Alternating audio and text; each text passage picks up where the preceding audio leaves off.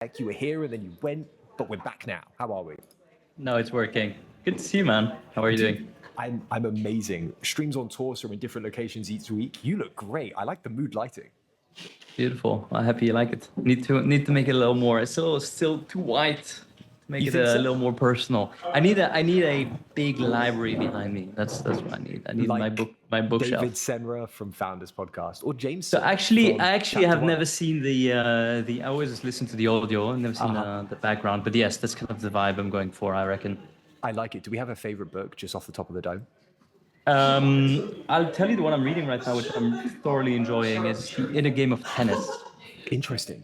Tell me more. From one of the OG sports coach. Forgot his name, but core premise being tennis is an art game. You need to know the rules and not make enforced errors, these type of things. But the more important things, where performance and enjoyment come from, is actually the inner game. How you feel, the attitude, your mental sort of presence, how you learn, and the analogies and sort of the overall thinking. I think applies to pretty much every endeavors in life. Oh, Strong recommend.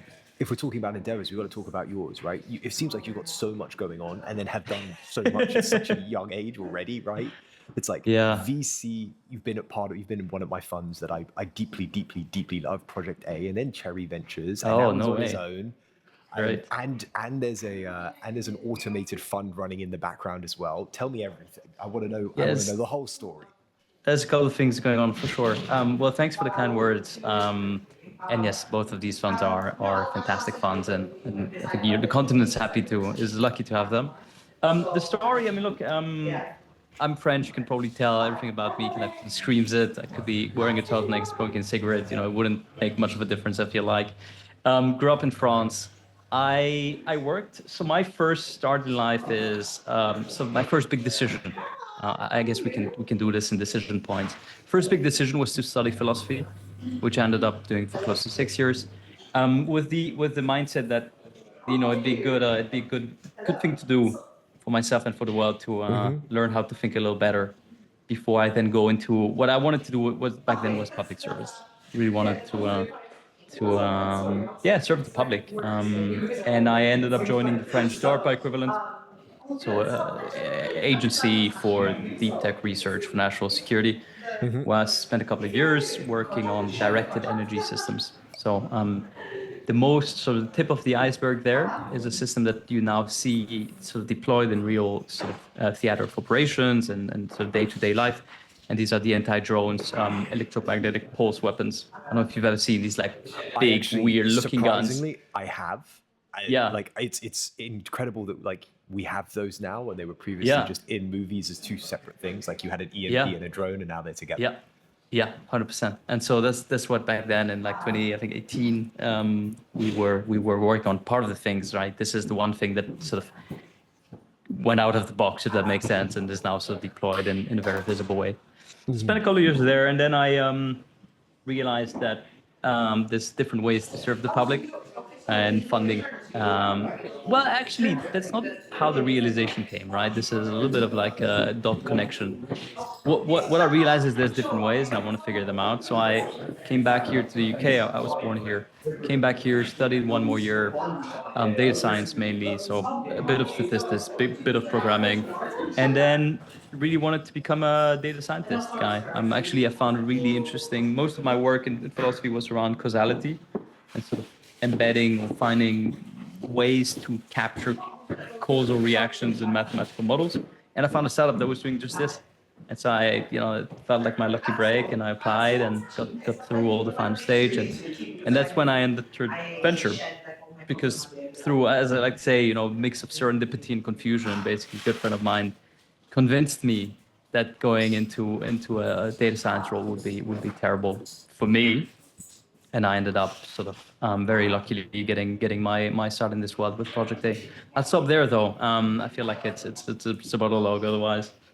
No, that sounds incredible. I mean, like, why philosophy of all things? I sort of get the transition to public service, but like, what have you learned from philosophy at an early age that sort of stuck with you and the thread that you pull on consistently in life?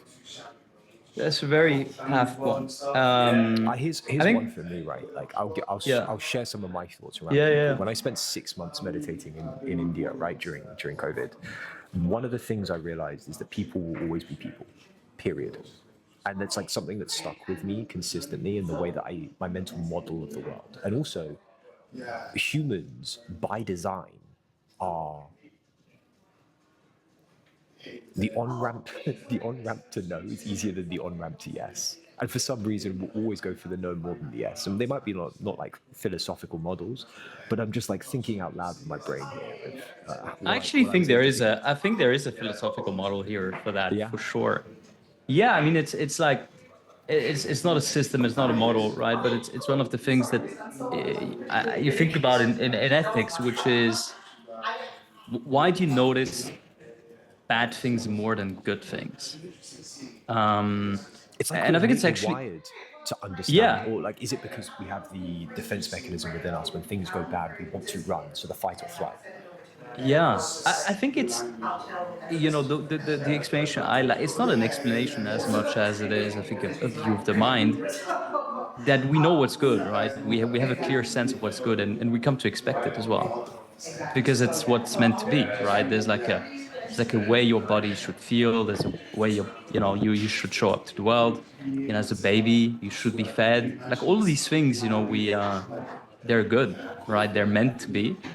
And so that also means we don't really notice them, but we notice the absence of them tremendously.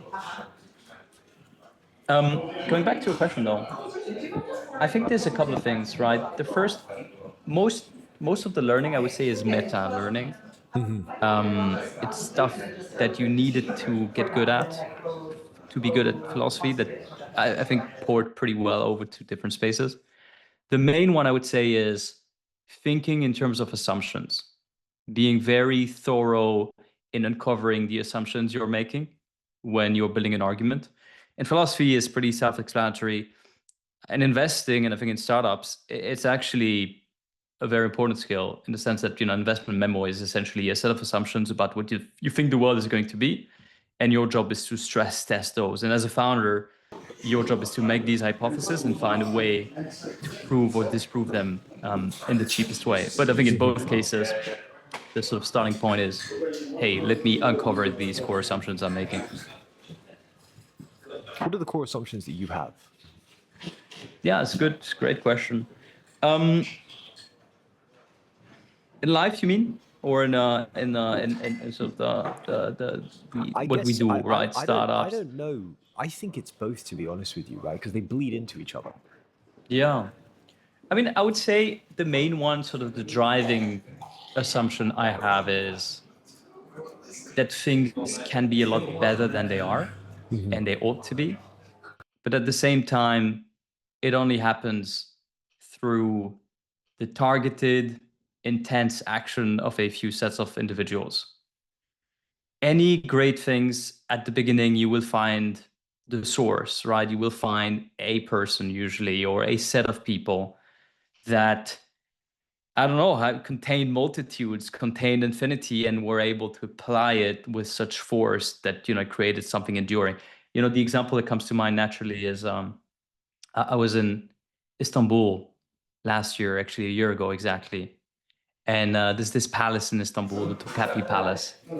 And, you know, I think it's one of the Ottoman Empire is one of these incredible things that was started by like one guy, you know, maybe three sultans, right, were important. But it's just a couple of guys at the end of the day. And then the rest is maintenance, it's decorum, it's part of the system. But the initial force in the system was put by a very small number of individuals. So that's the core assumption of mine. The future can get better, but it will only happen through a few individuals, and we have a moral responsibility to make it happen. Do you carry that into the work you do within the fund that you currently run, right? Re7. Yeah, I hope I do. You know, I think one of the beautiful things that has happened over the past, I don't know, 20 or so years is this radical expansion of what it means to operate a business, right? And it used to be something a lot more physical, and now you have this sort of sphere. Like we're in the sphere right now. We're in the cloud, right? We're not together.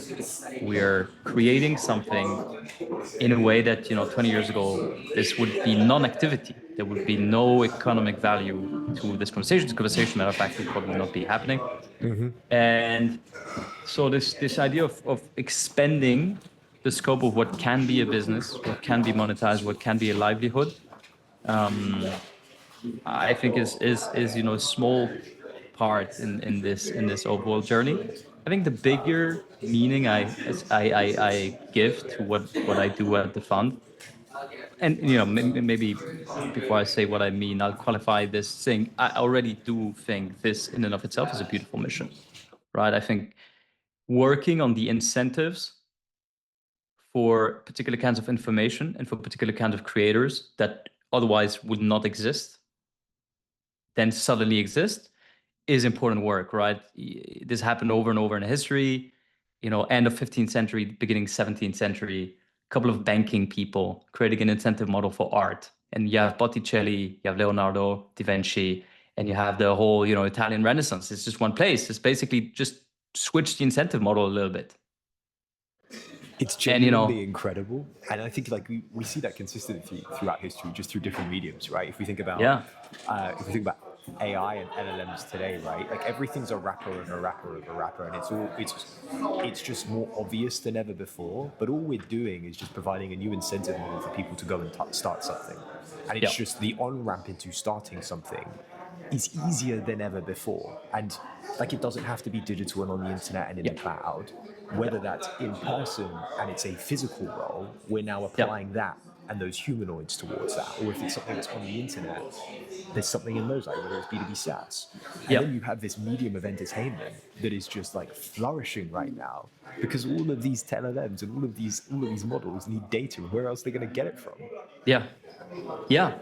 Well, it's just like fiddling with the incentive model can lead to great things, terrible things as well. Great things. Always. Great things there's too. always there's an uptick of that great, and then there's a downtick of terrible. Yeah.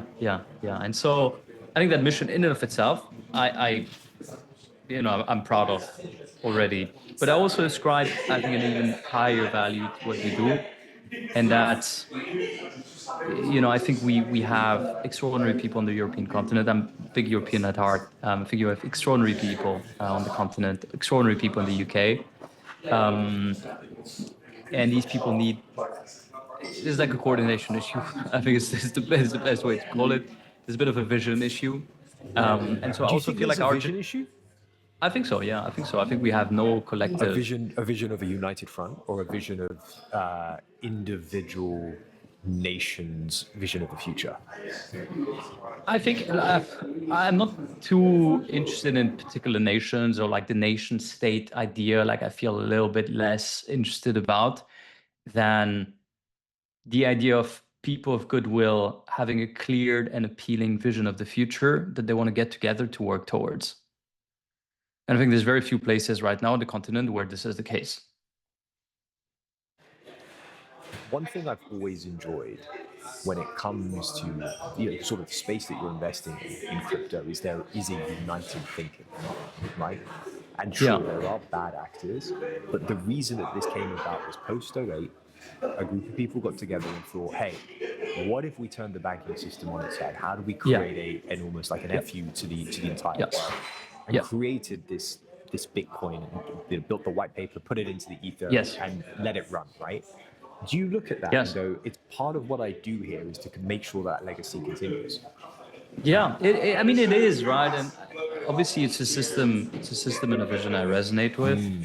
To be honest, I resonate with it a little bit less than I do with Europe. I'll be super honest. I think it's awesome, and I'm all for many of the good things that come from decentralization and the vision of Bitcoin. I think Bitcoin, you're right though to call it, it's an example of vision, right? It's just one guy, a couple of pages, millions, hundreds of millions of people united behind a thing, right? It's insane. It's the power of vision right there. It only works, in my opinion, because we don't know who he is or she is. Yeah, it could be the case. I'm to be honest, I'm personally a little less could be the case. I mean, the decorum and the mystery definitely adds, right? We Adds also to don't know what to the exactly. lore. Yeah, it adds to the lore, but at the end of the day, these type of movements are also not unheard of. And sometimes they have a face, sometimes they don't. It's yeah, I don't know. I don't know. I would love to know how to create something like this, but I don't. So maybe it's the core ingredient. But yeah, So so why just going why back so bullish quickly. on Europe then? Tell me more. Like Well, we'll well, get to the fun just eventually. I'll just close the loop on I think this vision exercise, right, and this responsibility we have. I think, and then we'll go to the bullishness. I think the responsibility, going back to why I'm doing Re7, is Re7 Social, is for people to be able to drive others and sort of have this impact. I think personally, that's another one of my sort of assumption about what it takes to change a system. It's only by example. I think we need to have a little more winning in Europe. And so the people that will instill change are the people that first need to win. So that's what I'm doing at RE7. I'm winning, and then we'll see to work on the important challenges we have over here in the continental or this side of the world. Before, so as we sort of flick up into the bullishness, why do you think it's been such a lull for such a long period of time? Because Europe has an incredible manufacturing capability. They have incredible talent across the entire bloc, including the Nordics. And you have generations of innovation stemming back all the way to some of the early centuries, right? Have you figured out what happened? I don't know. I would love to know. Me I and you think both, buddy. yeah, one way I would think about it is like if I had to go deep on this issue, which I will.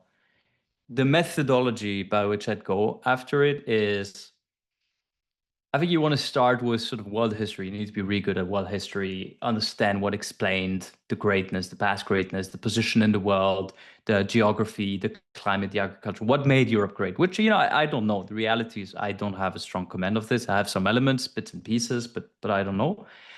And then the second thing I look at, and I feel like this is probably where a lot of the answers are, I would look at sort of the structural changes, right? The type of things that have been happening to Europe and to the rest of the world over the past 2-3 decades, the kind of things that change over 1 or 2 generations. And that's, demography, right? These type of longer changing, or the economy, or, sort of how do we think about infrastructure, these type of long changing. And I'm sure the answer is probably somewhere in there. And then the last thing I look at, and interestingly, it's the only thing that people look at the moment, is like the surface layer of events, right? It's like who said what party is being elected. And all of this is not irrelevant, but close to irrelevant. And it's right now where I think most of the conversation is being had. I would agree.